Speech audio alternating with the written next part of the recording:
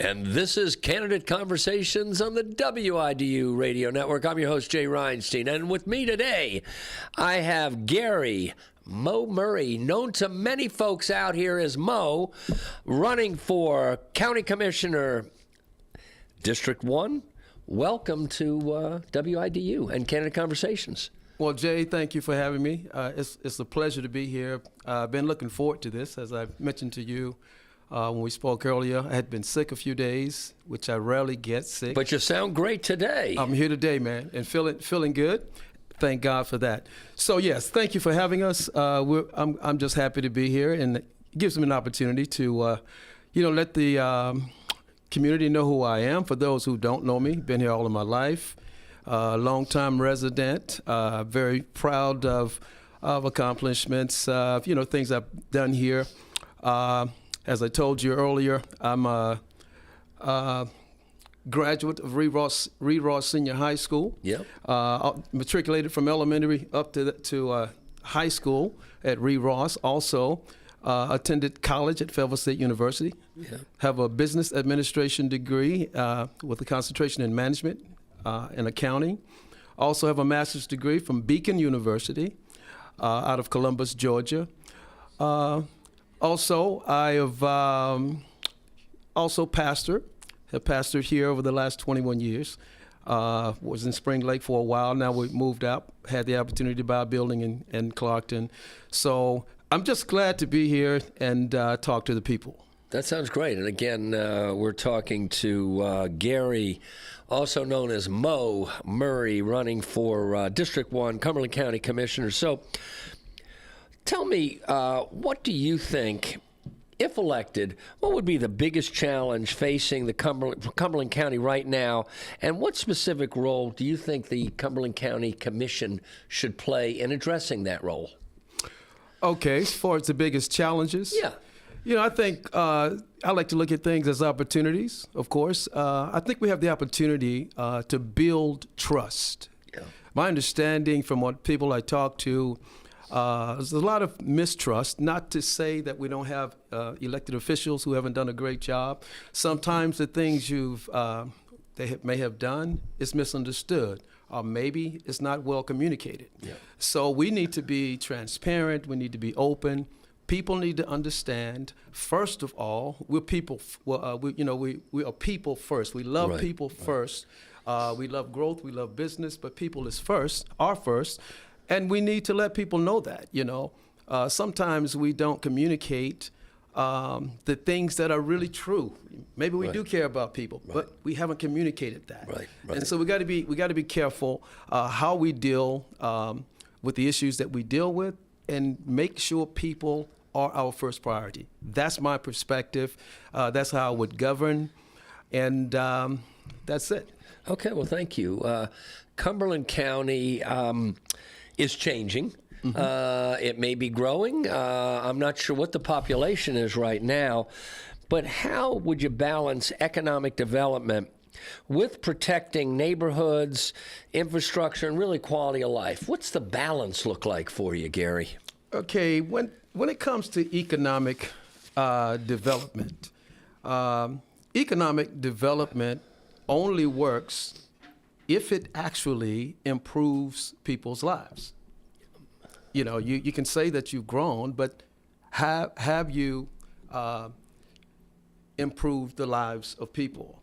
So that means, to me, is that we don't chase growth, right? But we have to make sure, first of all, that growth benefits the people. So in my opinion, there's three things that we need to ask, when we're balancing economic growth and how it impacts people's lives. There's three basic questions, and of course there's a lot of things that may stem from that. Sure. But the first question that we must ask before moving forward with projects is, does it raise the quality of life for the residents? Yep. Or does it just provide profit? Right. We cannot just look at profit, even though profit is important and we should grow, and that sort of thing should happen. Right. But the number one thing is, does it benefit the people? That's the first thing you want to ask. Right. Okay, you got to answer that because the best interest of the people should always be driving our decisions. Okay, and I do think our community would. That's another thing we talked about earlier, where communicating to people that when we make decisions, we have you in mind. Right. That's the first thing. Number two is, does the economic development fit the community? Okay, so we don't want to just grow for the sake of growing, but does it fit the community?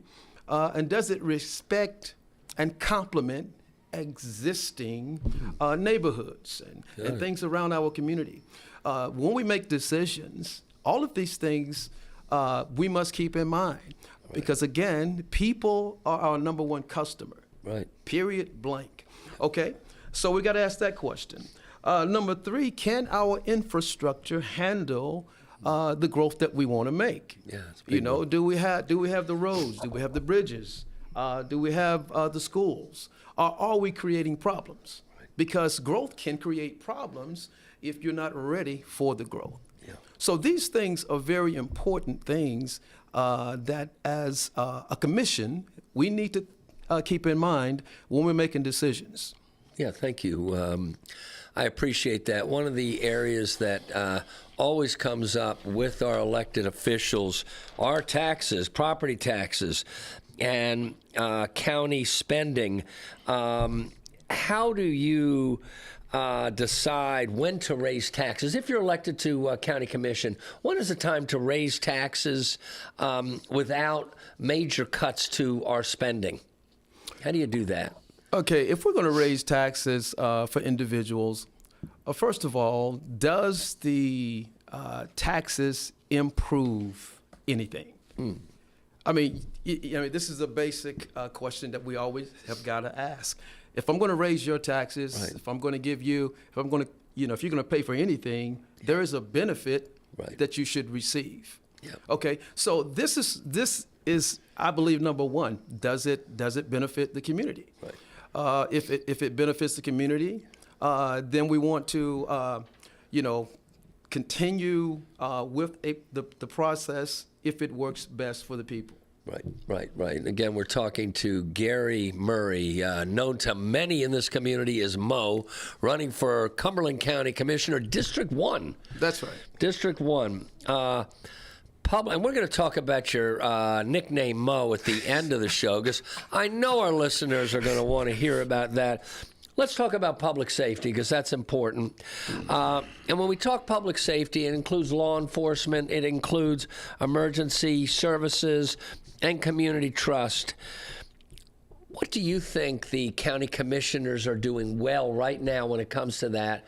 Where could they improve? And I guess if you're elected as a Cumberland County Commissioner, District 1, how will you focus on public safety? What will be your focus? Okay, well, first of all, when you ask the question about what do we do well, or what are some of the things that we should take note of, yeah. I think we have some well-qualified individuals, a lot of experienced professionals here. And so that we have working for us when it comes to the things that we do well, or that you would call basically an asset. Yeah. I think that when it comes to this sort of thing, we should keep it in mind that. Yeah. We've got the personnel in place to do what we need to do. Then what happens, though, what we got to think about next is how do we coordinate the things that we want done. You could have all of the experience in the world, all the expertise in the world, but do we coordinate well? Right. Do we work good with different agencies? Okay. Planning and things like that are very, very important. For opportunities, I think we could, when I talk about the things that we do well, I think about Fort Liberty, for example. Yeah. We could certainly pull from that base of talent. We have people coming in all the time from different parts of the world. Right. And we have all kind of experience that I think we can tap into from Fort Liberty.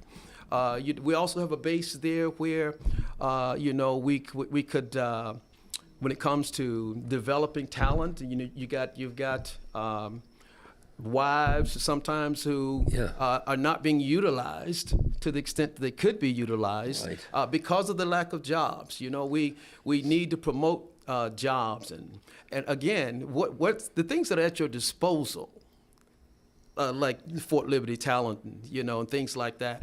Use them to your benefit. Yeah. So I think we miss opportunities by maybe not recognizing those things. Yeah. I'm sure there are things, and Fort Bragg, the leadership there, they're talented about everything. They just are, and so they could help us. Yeah. I think we should want to tap into those sorts of things. Yeah, and you mentioned something that's interesting. When I worked with the city, we work with a lot of wives of the military, and that was really a resource that the city tapped into. So that's a very good point. Again, we're talking to Garry Murray, known to his fans out here as Mo. Let's talk about education and workforce. And while the county does not run the schools day to day, that's not their responsibility. It does fund them. What would be your responsibility, if elected as a Cumberland County Commissioner, to the students, teachers, and workforce development? If elected, what do you see your responsibility to them? First of all, what I think we have to be as a commission, if I'm elected, we have to listen to people, understand their needs, first of all. We have to the things that they need in the classrooms, what are the things that the teachers needs, whatever those things are, we need to listen to them and not come in with the idea that we know everything. I'm certainly not coming in from that perspective. We first have to be a learner, and then try to put some things in actions that they bring to our attention. Right. And let's work together when we do things. Yeah. When people know that you're working with them, they feel a part of it, and you can get things done a lot better. You've got teamwork, you've got camaraderie.